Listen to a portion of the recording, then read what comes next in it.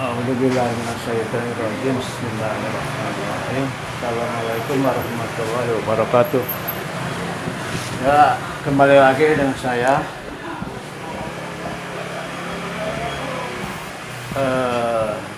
Melanjutkan lagi ya. Masih tetap ini belum tamat. Belum tamat, masih jauh ya. Tapi dengan sedikit demi sedikit mudah-mudahan sampai kepada yang selesai. Tapi namanya ilmu pengetahuan itu tetap nggak selesai. Ya itulah namanya belajar, namanya ilmu. Sampai kapanpun kalau belajar itu nggak akan sampai ya. Tapi kan dengan belajar terus kita jadi serba tahu, mau apapun, bahkan bisa jadi merangkai membuat sesuatu yang belum atau pengembangan ilmu pengetahuan. Baik ya, saya akan menjawab. Ada yang berkomentar, itu terima kasih ya atas komentarnya. Komentarnya ya hubungannya dengan pengapian, dengan celah platina. Saya ingat dapat celah platina semakin kecil, duel pun atau lama pengapian ini akan semakin lama, semakin kecil, semakin rapat sehingga harus ini hanya patokan aja. 40 ini terlalu rapat sebetulnya. 50 masih agak lumayan ya, tidak terlalu rapat. Ini masih aman, faktor aman. Tapi lihat dulu ignition pointnya. Yang besar, yang kecil. Kalau yang kecil bisa 1 ohm, bisa di atas 50, bisa 70. Yang kecil biasa di atas ini nih. Tapi yang besar, yang botol gitu, itu di antara nih ya, di antara yang aman 50 sampai 52 ini plus minus. 50 dan 52, 54 bahkan. Ini terlalu kecil ya. Ya kalau punya dual tester nih, ya menggunakan ini derajat 50 sampai 54 derajat. Di antara ya. Yang kembali ke tadi, yang sudah bisa menyetel celah platina itu gampang, tapi kalau ini ada hubungannya dengan sistem pengapian, dengan timing ya. Kalau ini dirubah, celah platina tadinya misalkan menggunakan 50 dirubah menjadi 70, itu robah timingnya. Kalau robah timing itu pengaruhnya terhadap performa engine.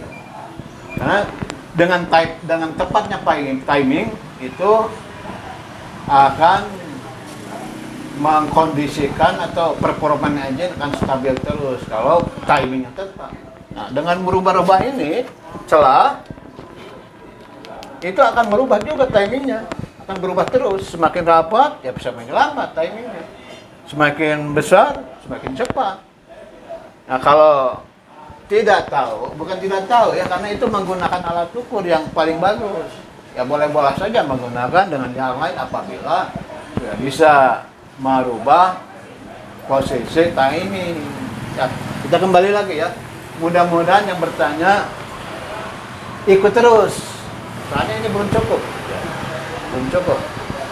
Ya akan mereview lagi, melanjutkan yang kemarin. Ini ya belum terbahas fungsi resistor, bisa resistor atau tahanan, silahkan aja yang mana dipakai. Jadi jangan terpengaruh. Saya menyebutkan resistan tidak familiar. Ya sekarang aja dikasih tahu resistor, tahanan sama. Jadi fungsi resistor ini menurunkan arus supaya ini tidak lekas panas. Ya. Kalau tidak menggunakan ini jelas akan cepat panas.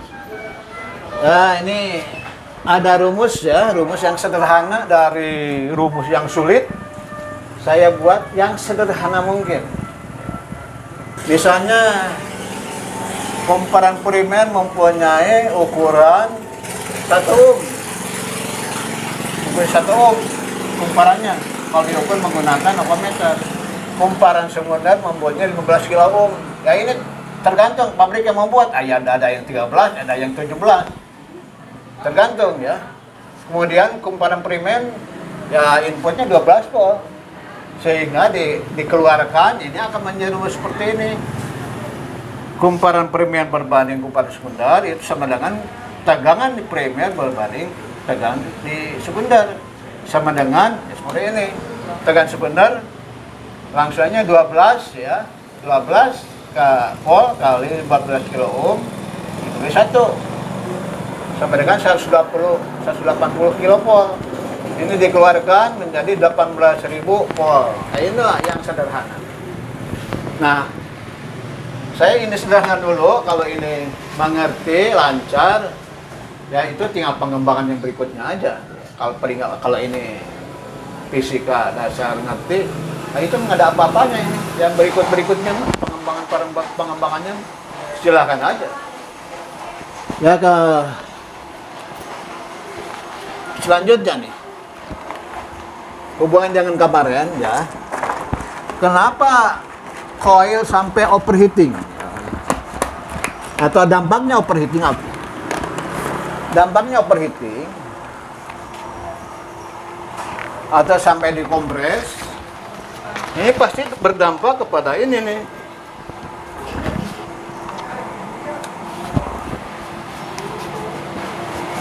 Berdampak ini ke sini. Ketiga masalah. Bisa menjadi open-ended, bisa menjadi shorted, bisa menjadi grounded. Nah, ini trouble ya. Trouble akibat tidak adanya menggunakan resistor. Sehingga arus ini terlalu tinggi. Jelas arus kalau tidak menggunakan resistor, arus terlalu tinggi, akhirnya ini terlalu panas. Kalau terlalu tinggi, karena dibuat oleh pabrik ya seperti itu. Lagi di tanpa resistor ya arusnya terlalu tinggi. Pada saat dingin ya bisa-bisa aja, nggak ada masalah. Setelah panas bisa open-ended, bisa shorted, bisa grounded. Kalau sebentar mungkin aja nih shorted sini. Terlalu lama bisa grounded. Apalagi sampai pecah. Nah, ini open-ended. Kalau semuanya open-ended, ini tidak bisa dipergunakan karena kumparan sekunder ini rusak. Kalau open-ended itu terbuka, putus, semedang putus. Kalau shorted ini bisa misalkan 1 ohm tadinya kalau diukur ini menjadi shorted ya, menjadi turun. Menjadi ya di bawah ini, di bawah 1 ohm bisa 0,5 dan seterusnya. Kalau 0,5 ya jelas usianya akan berkurang, medan magnet akan berkurang. Lain dengan tadinya misalkan 0,5 di sini 0,5. Lain dengan seperti itu. Buat misalnya ada pabriknya membuat 0,5, beda lagi.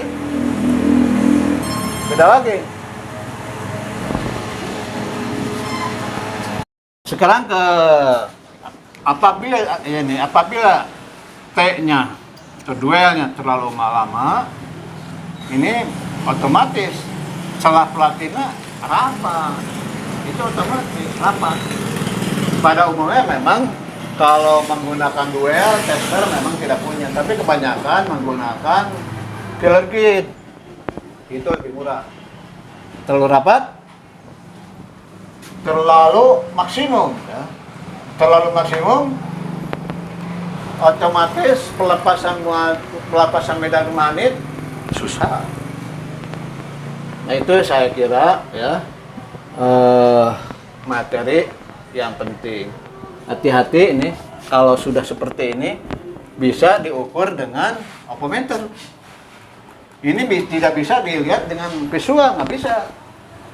Atau bisa dilihat dari cara kerjanya, kerja, tidak kerja, mobil tidak hidup. Nah, itulah salah satunya ini open deed. Open deed. Kalau shorted masih bisa, tapi ke loncatan bunga api atau induksinya di sekunder akan kecil. Harus seperti ini. Ya, lihat lagi skema ya. Bagaimana sekarang memperkecil bunga api pada saat ini membuka. Bisa ditambah di paralel ya. Di paralel.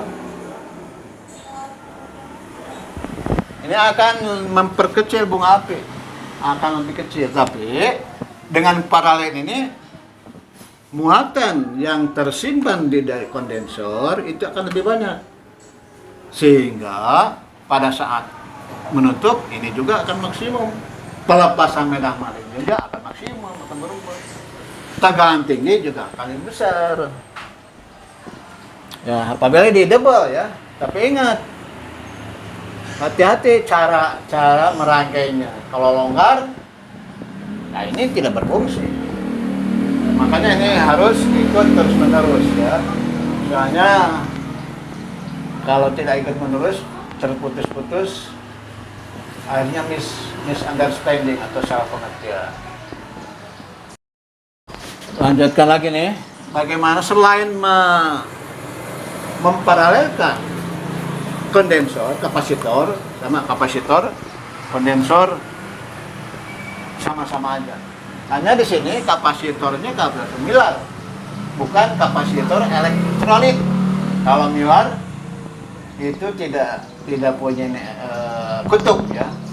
Kalau milar, kalau yang elektrolit ada kutub. Ini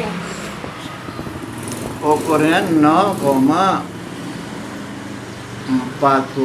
mikrofarad.